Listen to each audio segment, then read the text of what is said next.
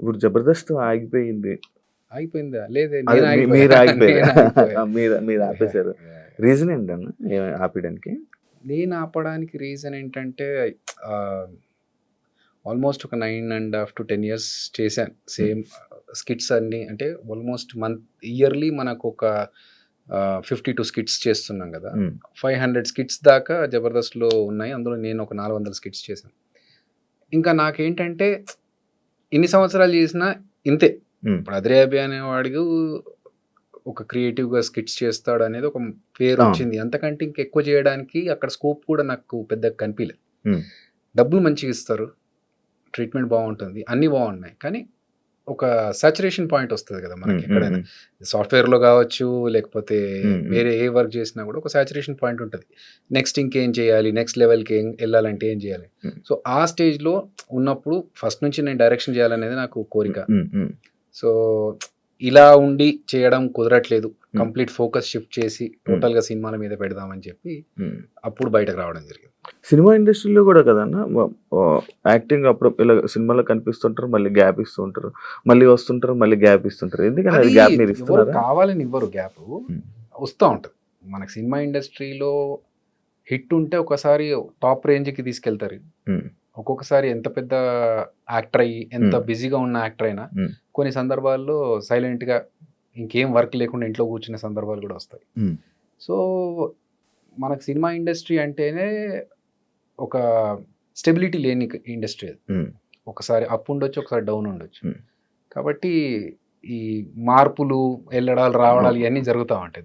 ఈ స్టెబిలిటీ ఎందుకన్నా ఇలా అవుతుంటుంది, అప్ అండ్ డౌన్స్ రీజన్ నా అనాలిసిస్ ప్రకారం ఏంటంటే మోర్ పీపుల్, ఎక్కువ జనాలు, డిమాండ్ తక్కువ ఉండి సప్లై ఎక్కువ ఉంటే, కమర్షియల్ దాంట్లో మాట్లాడాలంటే, కామర్స్ విషయంలో మాట్లాడాలంటే, ఉన్న క్యారెక్టర్స్ కొన్ని ఉంటే సప్లై 100 మంది వచ్చి నిలబడ్డప్పుడు ఓకే వీడికి ఇంత ఇవ్వాలి అమౌంట్, వీడికంటే వాడికైతే ఇంకా తక్కువ ఇచ్చుకోవచ్చు కదా, అప్పుడు మనకు డబ్బులు మిగులుతాయి అని చెప్పేసి తక్కువ అమౌంట్ వచ్చే వాళ్ళని పిక్ చేసుకోవడం వల్ల ఎక్కువ డబ్బులు ఛార్జ్ చేసే పర్సన్ సైలెంట్ ఖాళీ అయిపోతారు అక్కడ. సో ఇది ఇండస్ట్రీలో చాలా సంవత్సరాల నుంచి నడుస్తుంది. కాబట్టి that is how ever there. మనకు ఎక్స్ట్రాడినరీ ఇతను కాకపోతే ఇంకెవ్వరూ లేరు అనే ఆప్షన్ క్రియేట్ చేసుకోగలిగితే ఇంకా వాళ్ళకి తిరుగులేదు. అదర్వైజ్ ఇవి అప్స్ అండ్ డౌన్స్. ఇదే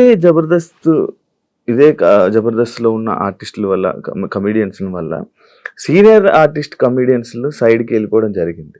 అంటే దాన్ని యాక్సెప్ట్ చేస్తారా మీరు? లేదండి, అంటే సినిమాలో ఉన్న కమెడియన్స్కి ఉన్న క్రేజ్ వేరు, టీవీ ఆర్టిస్ట్లకి జబర్దస్త్లో ఉన్న కమెడియన్స్కి ఉన్న క్రేజ్ వేరు. జబర్దస్త్ అంటే ఏంటంటే రెగ్యులర్గా ఎవ్రీ వీక్ కనిపించడం వల్ల మన ఇంట్లో అబ్బాయి అన్న ఫీల్తో ఉంటారు అందరు. సినిమా ఆర్టిస్ట్ అంటే సినిమా ఆ క్రేజ్లో చూస్తారు. కాబట్టి ఇప్పటికీ మేము బ్రహ్మానందం గారిని, వేణుమాధవ్ అన్నను, ఆలియా అన్నను, వీళ్ళందరినీ ఇన్స్పిరేషన్గా తీసుకుంటూ ఉంటాం. వాళ్ళు చేసిన కామెడీలోంచి అరే మన స్కిట్లో ఇలాంటిది ఏదైనా వాడాలరా, జంధ్యాల గారి మార్క్ కామెడీ కావచ్చు. సో అవన్నీ మనకి ఇన్స్పిరేషన్ వచ్చింది వాళ్ళ నుంచి. జబర్దస్త్ వాళ్ళు కనిపిస్తున్నారు, ఎక్కువగా కనిపిస్తున్నారు, ఈ మధ్య కొంచెం వీళ్ళని చూడడానికి ఎక్కువగా జనాలు వస్తారని చెప్పేసి సీనియర్స్ని కాకుండా కొత్త వాళ్ళని వీళ్ళని తీసుకుంటే ఇంతకుముందు చెప్పినట్టు బడ్జెట్ తక్కువ, ప్లస్ వీళ్ళని ఎక్కువగా చూస్తున్నారు కాబట్టి వీళ్ళైతే ఇంకొంచెం బెనిఫిట్ ఉంటుండొచ్చు అనే ఒక్కటి తప్ప టాలెంట్లో వాళ్ళని మించి అయితే కాదు. సో సేమ్ థింగ్, ఇప్పుడు ఉన్న ఆర్టిస్టులు ఎంతో కాలం ఉండరు, జబర్దస్త్లో ఉన్న వేరే ఎక్కడ ఉన్నా, ఇంకా వేరే కొత్త టాలెంట్ వాళ్ళు వచ్చినప్పుడు ఈ పాత వాళ్ళని పక్కకు పెట్టి వాళ్ళని తీసుకుంటారు. It's cycle. ఇప్పుడు డైరెక్షన్ చేస్తున్నారు కదండి, ప్రతి ఒక్కరి దగ్గరికి వెళ్ళి మనకు ఒక అవకాశం రావాలి అంటే వెళ్ళి అడుక్కోవాలి, అడుక్కునేదే కాక రాజకీయం జరుగుతూ ఉంటుంది అని చెప్పి ఒక సందర్భంలో చెప్పడం జరిగింది. అది నిజమా?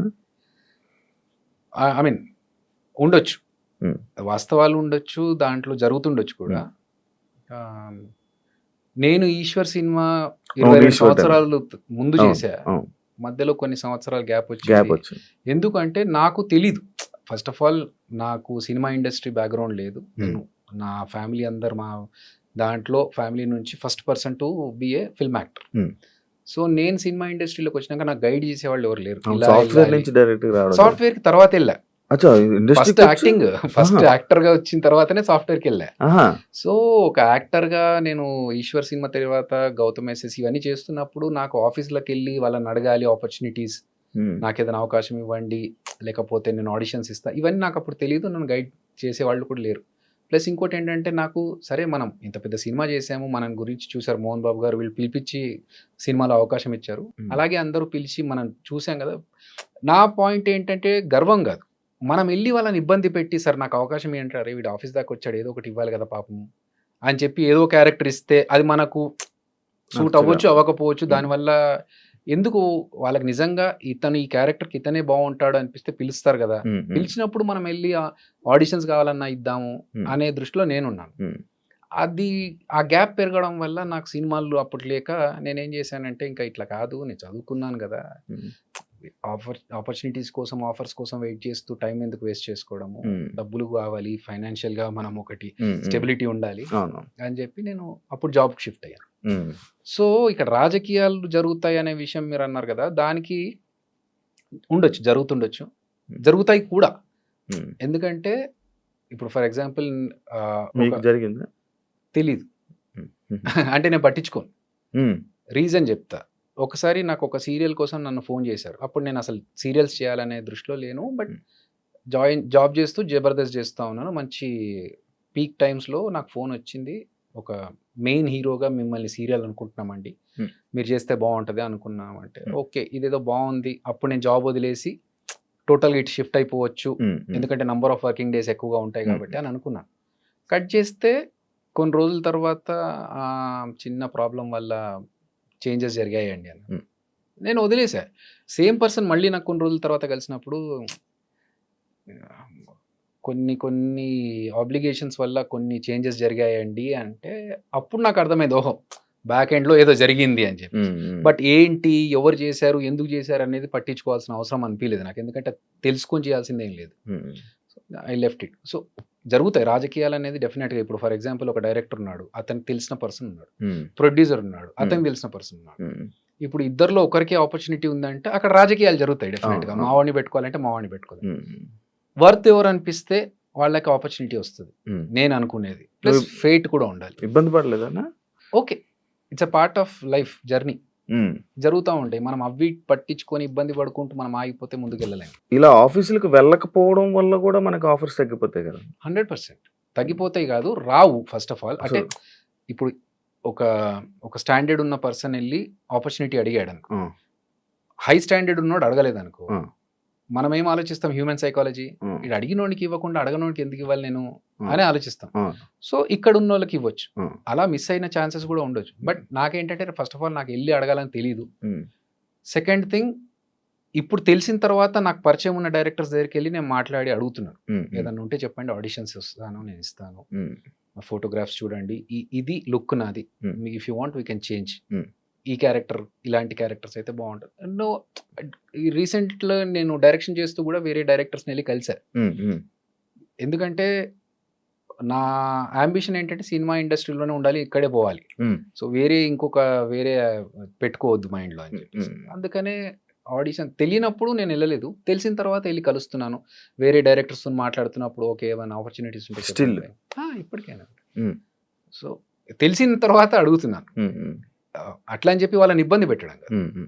ఇప్పుడు వాళ్ళు ఏంటి, అరే పాపం అతను అడుగుతున్నాడు, చాలా రోజుల నుంచి వెంటపడుతున్నాడు కదా, ఏదో క్యారెక్టర్ ఇచ్చేయాలని చెప్పి ఇచ్చారనుకోండి, అప్పుడు ఏంటి అక్కడికి వెళ్ళి గుంపులో ఒక నలుగురిలో ఒకరు నిలబడాలనుకో, అప్పుడు మనకు సాటిస్ఫాక్షన్ ఉండదు. చేయవన్నాలంటే ఒకళ్ళు వచ్చినా కూడా గుంపులో అంటే దానికి ఒక రికగ్నైజేషన్ ఉండాలి. 22 సంవత్సరాల నుంచి ఉన్నాను ఇండస్ట్రీలో, అట్లీస్ట్ మొన్న తేజ గారిని కలిసా, మాట్లాడినప్పుడు నేను జబర్దస్త్ చూడనమ్మా అన్న, పర్లేదు సార్ అందరూ చూడాల్సిన కంపల్షన్ ఏం లేదు, అందరూ ఒక్కొక్కరికి ఒక్కొక్క ఇష్టం ఉంటుంది అంటే, సరే ఎలాంటి క్యారెక్టర్స్ కావాలి అనుకుంటున్నావు నువ్వు యాజ్ యాక్టర్ అంటే, సార్ 22 సంవత్సరాల నుంచి ఇండస్ట్రీలో ఉన్నాను, ప్రభాస్ అన్న క్రేజ్ ఏంటో తెలుసు మీకు, అదే సినిమాతో నేను స్టార్ట్ అయ్యాను, కొంచెం అన్న మనకు పేరుండి గుర్తుపట్టేలాగా నాకు ఒక రికగ్నైజేషన్ వచ్చే క్యారెక్టర్, అరే ఈ క్యారెక్టర్ భలే చేశాడరా అనే క్యారెక్టర్ ఉంటే ఓకే సార్, అది పాజిటివా నెగిటివా ఏంటి అనేది తర్వాత, చిన్న క్యారెక్టర్ అయినా పెద్ద, ఒక్కొక్క చిన్న క్యారెక్టర్లకు కూడా ఉండిపోతాయి లైఫ్.